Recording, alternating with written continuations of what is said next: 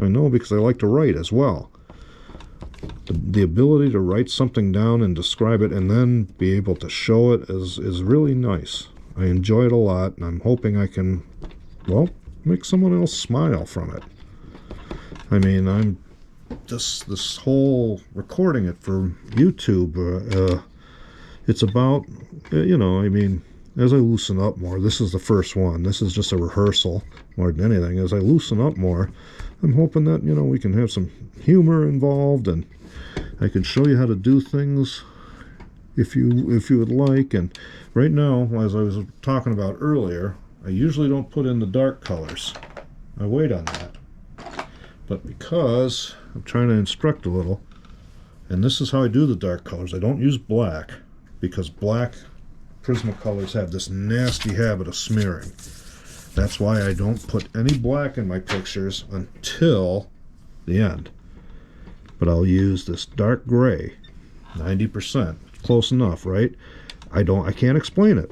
I can't explain it, but I don't get the same smear technique with these.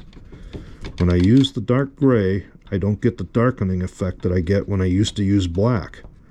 And why do I shade it like this right now? Because it has a lot to do with the way the rest of the picture appears. You gotta gauge things, or at least I do. I gauge what's next and what the other stuff's going to look like. And so I like to have that sense of how dark some things are, so I could see if I need to, so in some cases, lighten things up, which isn't easy to do with Prismacolors. But I found a little secret out a while ago. If you put workable fixative on it, you have a shot at salvaging it.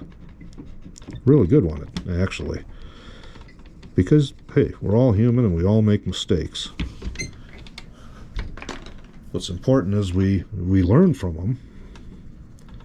And it's even better if we make a mistake and we have a way of remedying it. And that's what workable fixative. Now, don't make the mistake of putting finishing fixative on a picture, because then you're in big trouble. How do I know this? I've done it. I'm telling you, folks, we're all human. We all make mistakes, and yeah, I've done it before, and it's almost wrecked pictures. And in one case, it did wreck a picture, sadly. So, because of that, I've learned a valuable lesson from it. And what I'm doing here now is I'm doing a little bit of darkening and a little bit of adjusting. And why am I doing that? So I get a better sense of the overall picture. And that's pretty much all that this is for at the moment. Now, with yellow is tricky to do, but I find sometimes it's just better to use like a orange or something, a very light, either use a very, this one here is one of my favorites, Spanish orange. And you can use that as a way to brighten things up. And if you don't have the fixative option, which I'm not going to use this early on in the drawing, the easiest way to lighten something up, darken everything around it. Is it practical? Not really. But if it saves a picture, you might want to try it. I've done it in one case in particular. If you look at this one over here, he's lighting a cigarette. To make that light appear more genuine, he's doing it in shadow more, so it stands out more. Did it work? Maybe not all the way, but fortunately it's not a key figure, it's a background. And sometimes the background, I like putting weird things in the background. And the reason why I do that is because I just seeing if people are paying attention. And I'll tell you what, one person that is an expert at picking out my shenanigans, it's only because she knows me, is my wife. I see that F-U Trump thing over there, or I see that this over there. You're not fooling me, Bill Vance. And you know what? She's right. She is I've said on my page 1,000 times, she's my muse. She is. You know, a lot of times she's my common sense, too. She's my anchor into reality. And she happens to be probably one of my biggest fans. I hit the lottery when I found her, gang. And I'm not just saying that because she might watch this. I'm just saying that because it's the truth. Now, as you see what I've done here, okay, at that close up, I don't know how well it looks, but when you step back a few, which we will do at the end of the recording, you will see how that all affects it. Now, I don't know if you can see this or not, but right here you can see some, we want that cleaned up a little. And how do we do that? Well, we just go over it a little bit. We want all that cleaned up. Why? Well, because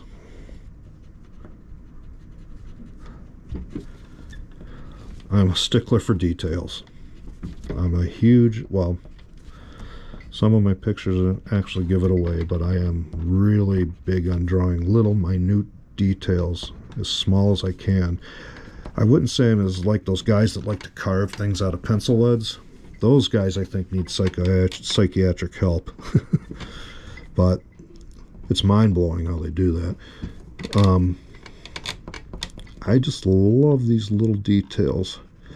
I remember once when I was building a Star Wars ship out of cardboard, and I may revisit that era sometime and try again. I was just so involved in putting all the little squares and weird shapes in between the hull panels and you know, all that stuff that's supposed to look like machinery and something functional. I like doing that kind of stuff. And yeah, I know, maybe I should have done it for a living, but anyway, I'm not going to go back on my poor choices in life. No, I'm just going to make the best out of it what I can. And one thing I'm definitely going to be doing is putting a big push on my art. Just for the simple fact that it'd be nice to have something like this to do while I'm retired, when I retire. Have something I love doing and possibly make money doing it. Isn't that what the American dream really is?